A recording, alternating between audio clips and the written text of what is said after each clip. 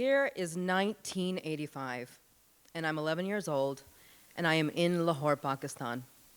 It's a cold winter night, and I'm standing in the middle of my grandmother's living room, surrounded by about 75 women and girls who are all sitting on a circle around me, just staring up at me because they have no idea what I'm about to do. And my pulse is racing because I am about to finally redeem myself after weeks and weeks of ridicule. Now, we were in Pakistan not because we lived there, but because we had actually arrived about a month earlier to take part in what was going to be the event of my short lifetime, my aunt's wedding. And my aunt was my mother's only sister, the youngest of 7 kids, and at 27, she was a veritable spinster, according to Pakistani culture. So her 6 siblings assembled from across the world to come back to Lahore to take part in this event, which was not just a cause for celebration, but a cause for relief. And I was so excited because this was going to be the first time in my life that I got to experience a Desi wedding. Desi meaning South Asian. I had seen them in Pakistani drama serials and Bollywood movies, of course, and I was enthralled. I loved the colors and the jewelry and the music, the clothing. The bride and groom always looked like royalty, and it just left me breathless. But my excitement was dashed because shortly after we landed, almost everybody I met from my parents' families on the mother side and father side seemed horrified to meet me.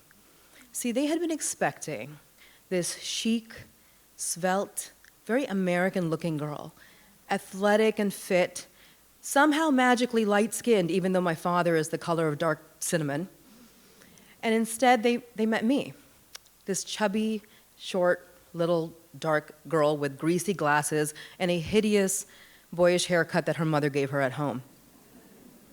Everywhere we went, aunts, uncles, and cousins commented about my weight, my body, and my skin color, because after all, these are the most important attributes of a young woman, right?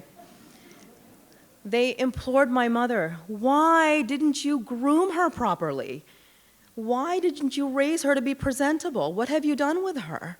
And they would have these conversations right in front of me, like I wasn't even there. One uncle was like, why does she look like a fat little boy? And one paternal aunt just looked at me quietly for a long time, took a deep sigh from the bottom of her soul, and exclaimed, "Ha, do you leave her in the sun out all day? She doesn't look Pakistani, she looks Indian." Yeah, that's a burn. So, as you may have imagined, the wind was out of my sails very quickly, but I had a plan. I had a plan of redemption. I had decided that on the night of my aunt's henna party, I was going to perform. I was going to dance to none other than the most popular song of the era, which had been performed on the silver screen by the beautiful, sultry, richly brown-colored Indian goddess and actress Rekha. Now, you know, if you only have one name, then you know you're a big deal, Rekha. So the song comes from this hugely popular movie, Silsila, and in the scene, the tall, dark, handsome actor and legend, Amitabh, sees Rekha for the first time at a friend's wedding, and he loses his shit. He breaks out into song. Hey, pehli baar dekha aisa jalwa, ye ladki hai ya shola, which means, I have never seen anything like this. Is this a woman or a flaming ember? Yeah, it's a bit dramatic, but you know, he got his point across. And that night at my aunt's wedding, I was gonna be that flaming ember. That was the plan.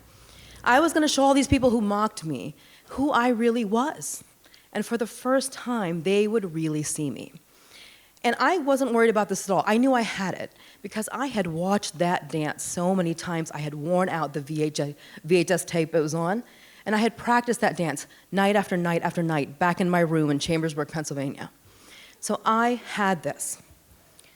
So there I stood in the middle of the room, my 11-year-old heart thumping, and I also, at that moment, remembered that I had to channel my inner Rekha because one of the things that I frankly believed was that I wasn't just a pretty good dancer, I kind of looked like her. The delusions of an 11-year-old, right? I had the big eyes, I had the dusky skin, and like a sign from the universe, we both shared a tiny black beauty mark on our chins. That's all I needed. So there I stood in the middle of the crowd. They had no idea what I was going to do. I wrapped my scarf around my waist, barely getting it around as I am now. Because that's how Rekha had it in the film.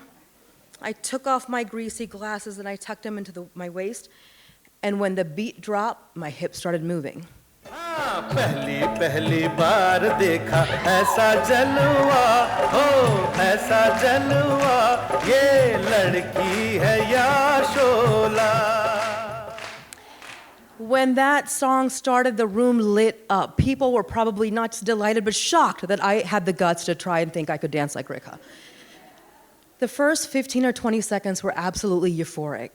They were clapping and grinning, and they loved it. They loved me.